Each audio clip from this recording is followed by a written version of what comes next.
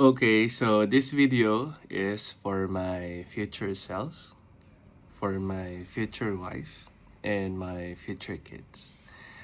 Matagal ko na siyang gustong gawin kaso gusto kasi perfect eh. Parang dapat maayos yung mukha ko, dapat maayos yung may maganda akong camera. Gusto ko aesthetic. Pero naisip ko, ang hirap eh. Kahit yung itsura natin eh.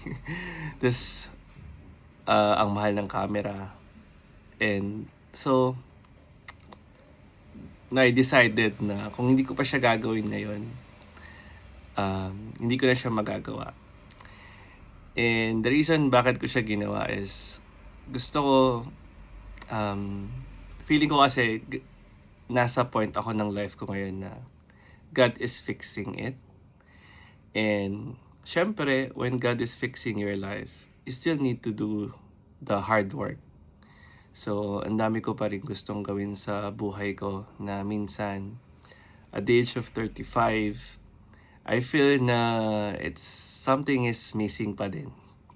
Parang feeling ko hindi ko pa nagagawa yung dapat kong gawin. And kaya yon. Kasi minsan, ang daming blessing na binigay sa atin ni God pero nakakalimutan or minsan pag nasa ano ka na is hindi mo na alam ay binigay inano pala sa akin ni God. So gusto ko i-vlog yon kung saan ako mag-start ulit. So that is for my future self and for my future wife. Ayun na. So nasa stage ako ngayon na gusto ko na ulit mag-date because last time nung nag-hangout ako with my friends, umuwi ako ng Pinas, I realized na iba din talaga yun pag may partner ka na aalagaan mo, mag-aalaga sa'yo, magmamotivate sa'yo, magsusuporta sa'yo.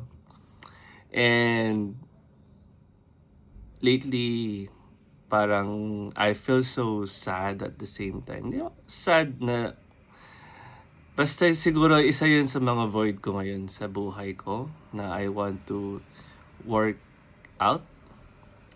The same time, gusto ko din syempre, gusto ko ng family. And marami akong gustong baguhin sa sarili ko, especially sa katawan. Kasi last time nag-beach kami, laki ng tiyan ko. Parang gusto ko ng abs for like 5 years until now, hindi ko pa siya nagagawa. Those kind of things na gusto ko at the age of 35. Kasi kung hindi ko pa siya gagawin, feeling ko it's too late.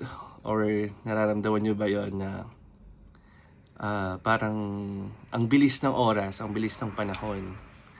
Imagine, hindi ko na-imagine na 35 na ako. And yon, so I want to create this vlog na for encouragement sa sarili ko. Na gusto ko, pag na-achieve ko na yung mga goals, tsaka purpose ko, pabalikan ko to and I'm gonna say na, ay, malayo pa, pero malayo na. And at the same time, encouragement ko to sa magiging future kids ko na it's not too late na kahit 35 na sila, if ever na hindi pa nila alam yung gusto lang gawin sa buhay nila, gusto lang makita yung dad nila na ay ganito pa yan nag-start. Kasi minsan 'di ba yung mga kwento ng step ko, minsan hindi ako naniniwala. Kasi minsan pabago-bago. Pero ngayon, dahil may magandang technology na tayo, may resibo tayo, 'di ba?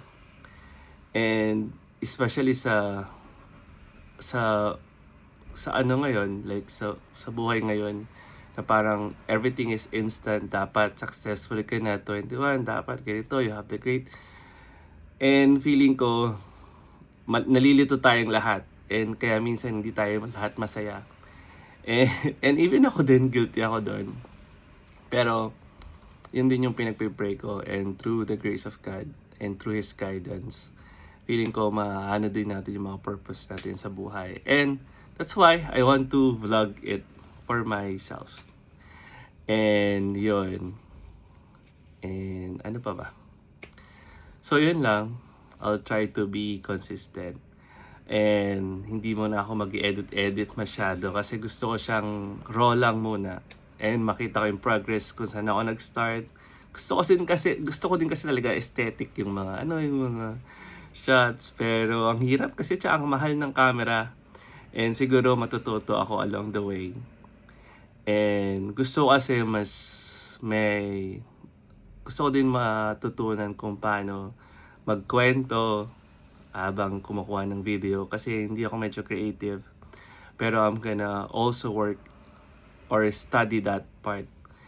Kaya yon, gusto ko lang talaga siyang simulan.